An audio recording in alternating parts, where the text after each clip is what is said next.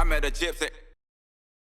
Yeah, it's crazy to think that it sort of seems like a 2-horse championship race after just 5 rounds, and it was supposed to be the gnarliest season ever. You got but it was after like 2 or 3 rounds. It was like the tightest championship ever. It was 10 guys within 14 points or something like that. Or I don't know the details, but yeah, for like 3 rounds, it was like the tightest championship ever. Then all of a sudden, just bam, a couple of takeouts, 2 DNFs, and then there's just 2 guys. But I think them 2 are definitely have found something at the minute. I don't know whether it's kind of just the mental approach or bike setup or what, but I think Anderson and Eli have got a bit of an advantage on everyone else at the minute. They've definitely got the speed on everybody, so we'll see if they can continue it.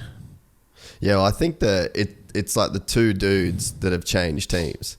Like the 2 biggest team changes are the 2 dudes that have gone the best, which it's like there's just got to be something to the mentality of, like, I know Ando had a lot to prove. Like, he wanted to like really prove that he's still one of the dudes, and then you got Eli that's in that exact same boat. So it's like, I don't know, it sort of seems like mentality's like the separator, because like, dude, Ando going through those whoops, there was like a 5-lap period in the middle of that like 1 foot off every lap. Bro, like, you gotta fucking want it. And then like he just big dicked Eli, really, because Eli would have been having those same moments for that same period of time before they backed it off. And that was literally just like a Mexican standoff. Like, who's gonna back out of hitting these whoops fast first? So to me, it just looks like full mentality. It's like those are the 2 dudes that just want it the most. Yeah, I think so. I think the team changed for both of them. I think all the bikes are good. Do you know what I mean? Like they all spend millions developing the bikes. Like, obviously, some are better in certain areas than others, but at the end of the day, all the bikes are good. I think them guys have just got such a fresh setup and new faces around them, and just like both have a lot of points to prove.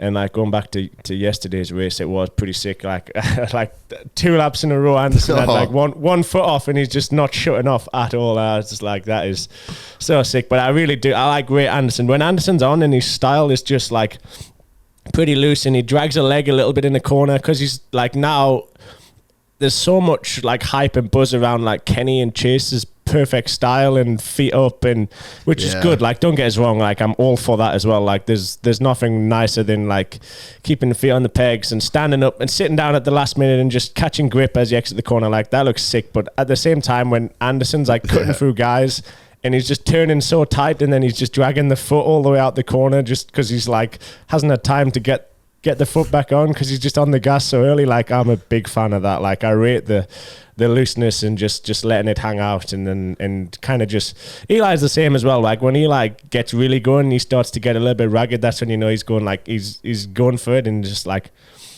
doesn't matter what else happens as long as the throttle's open. Like, the pair of them, when they really get on it, I rate both of their styles. That's kind of like the I don't know, I guess you can't call it goals, because at the end of the day, like, the perfect technique is like probably what you'd sought after, but at the same time, just that kind of looseness I do like, and I rate, and it's nice to see that they both don't want to shut off.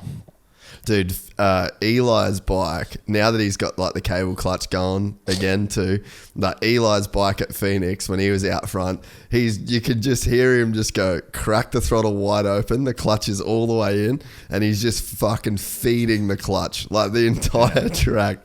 That thing would have been completely torched. Even through the whoops, you can hear like he's just fucking all the way on it, And like, you just sort of miss that a little bit with him on the Cowie last year, and like, even you see him through like the whoops, like he's like pumping his legs into the whoops, even like it's just full send everywhere for those 2 boys.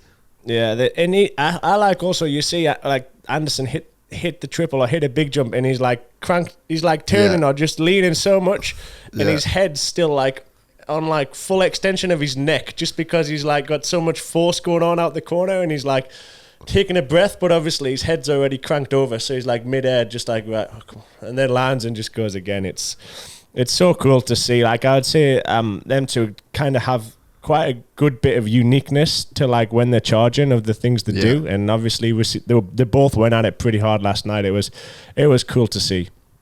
Yeah, dude. No, that was probably one of the cooler main events that I've seen in a while. And then, like, just extra little icing on the cake for me was fucking Ando walking the track after the podium with his mechanics, walking the whoops. And being like, they're obviously trying to find something. And, like, the best part of it is that people, like, in the media world or whatever, love to talk shit on Ando. Yeah, that he doesn't care or he's too loose or whatever. It. Yeah, and he's like, he doesn't give a fuck, he doesn't do this, he's fucking this, he's that. And then you just get him coming out this year and he just does it in silence. He just doesn't post about the grind. He doesn't post about the training. He's just all about, like, cool, buy my merch, my chick's hot as fuck, like, let's go. And goes out there, and it's so obvious that he's doing the work. And the thing is like, he's not the guy talking about how hard he's working. Now other people have to talk about how hard he's working. Yeah, because the results are shown. And also, I think the last 2 years, he's had some pretty good injuries over the last couple of years. And again, like, you don't really hear about them much. He's not posting about them, and then obviously the media guys aren't really talking about them. It's just to, like, the uneducated guy, I guess it just seems like he's had a quiet 2 years, but really, he's had some pretty valid excuses at the same time. So now, like, it's all kind of coming to fruition, and that's like, the good times are rolling again. It's super, super good to see. And like I say, just people having fun with it. That's the best thing to see, because at the end of the day, we're just riding dirt bikes. That's what we're doing. So there's no reason not to have a good time about it. Do you know what I mean? Like, we got the sickest job in the world. So to be doing it and not having a good time is a waste of time, I think. If you enjoyed this content, please like and subscribe. And to listen to the full 3-hour podcast, search Gypsy Tales in your favorite podcast platform or click the link in the description below. Gypsy Gang.